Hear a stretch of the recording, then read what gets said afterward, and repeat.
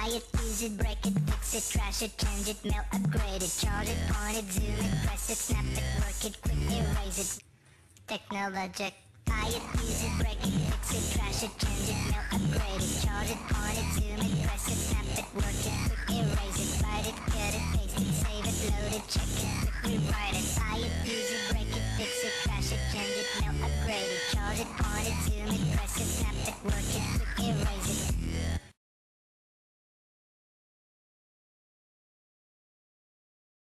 Something I think it's really important to remember to help capture students' interest and motivation. It relies on teachers looking at their own lives and how they learn and how they enjoy and what experiences online or what experiences in life that they enjoy the most. It's like when you were a child and when you were immersed in play, time disappeared and you blinked and it was lunchtime. The experiences that as adults we have like that, what we should do as teachers, I think, is capture some of the elements of that really brought us to that place where time disappeared. If we can identify those things, although they're individual to us, and bring them to our teaching, whether it involves the web or some other technology or some other interactive event, then that's really one thing that will inspire kids or allow our teaching to begin to inspire kids. The use of technology in the classroom should not be viewed as simply a lateral move from chalk to overhead to PowerPoint. It's so much more than that. It's so much more vibrant. It's tangible. It's its own entity. And it hits on things that kids experience on a daily basis when they go home. When they come back to the classroom, if we could tap into that, that would be a wonderful way for teaching. Two things come about by developing their own website, or if it could ever come to pass that they could develop their own, say, CD, a tutorial. You learn so much more by preparing that particular topic and delivering it. And not only do you learn it, it's permanent. It stays with you. It's not something that's memorized and you forget trying to get through a test. You'll remember that when you're 60. You might remember anything else, but that particular topic is with you. And students pay attention to students and understand students so much better than they would a textbook or a teacher or one of those terrible 1960s videos with that monotone guy in the background doing all the science.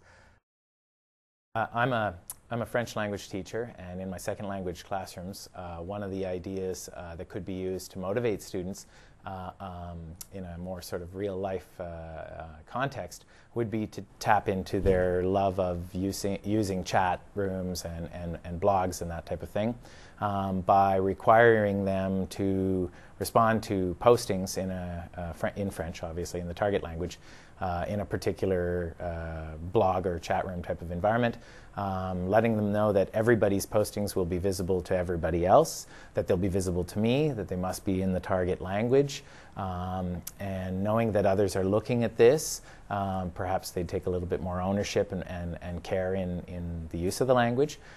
They would be able to share any internet sites and tools and information that they find in trying to solve these different types of problems. These students are very comfortable as the digital natives in this area of Facebook and YouTube, and are very motivated to watch video, watch movies, talk to each other, communicate, albeit in a less conventional way than we would like them to, you know, not using capitals, not using punctuation, using shorthand. And I think as immigrants to this new environment, we have to start changing the way we think, and we can sort of take what we've already been doing that is creative and that is higher order and bring it into this new environment. I think that the kids would be more motivated, and I think we have to accept that now. That is the way things are. If they're only doing the assignment to get the marks, they may do it, but the learning is very shallow and it's forgotten when they go through the doors, and I don't think that that's anything anyone wants. But if you're actually looking at that they view their learning as fun, which it can be if they're looking at pursuing something that they find really interesting, but also if they see it as being personally relevant to them, then, I mean, we know as teachers that's the thing that will hold them. And I think that's the power that technology can allow us. I think that if I asked the majority of my students, do they prefer it when I use gadgets and technology and get them using stuff, or do they prefer sitting in my class and having me talk at them? I'd say without a doubt they prefer the bells and whistles, whether that's a DVD or an online animation or them doing something with technology.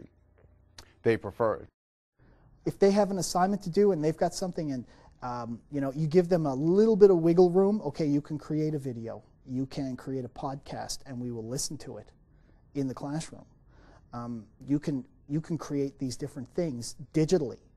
Then it really does allow them that freedom to work within what they're comfortable with, and it suddenly becomes exciting and engaging. Teachers know their students, and they see what their students like, what motivates their students, and you can't miss the technology. It's really, when they all come in with iPods and cell phones and are taking pictures, that is something that a teacher would say automatically, I need to know, or I do know how I can use that. You got to have a stake in the same things that they're experiencing. If you do that, then they'll respond to you. They'll see you as credible, they'll see you as interested, they'll see you as current. And in this day and age, currency is everything. You know, it really is everything, because everything in their life is current. Whether it's, you know, having news feeds on their laptop or having sports scores on their cell phone. You know, if children today don't see you as current, even though they may still respect your knowledge, it's one extra piece of leverage in that relationship that is the collaboration between a teacher and a student. Technologic. Buy it, use it, break it, fix it, trash it, change it, mail, upgrade it, charge it, point it, zoom it, press it, snap it, work it, quick erase it, write it, cut it, paste it, save it, load it, check it, quick rewrite it, plug it, play it, burn it, rip it, drag it, drop it, zip and zip it, lock it, fill it, call it, find it, view it, code it, jump and lock it, surf it, scroll it, pose it, click it, cross it, crack it, switch, update it, name it, read it, tune it, print it, scan it, send it, fax, rename it, touch it, bring it, pay it, watch it, turn it, leave it, stop, format it, buy it, use it, break it, fix it, trash it, change it, mail, upgrade it, charge it, point it, zoom it, press it, snap it, work it, quick erase it, write it, cut it, paste it, save it, load it, check it, quick rewrite it, plug it, play it, burn it, rip it, drag it, drop it, zip and zip it, touch it, bring it, pay it, watch it, turn it, leave it, stop, format it.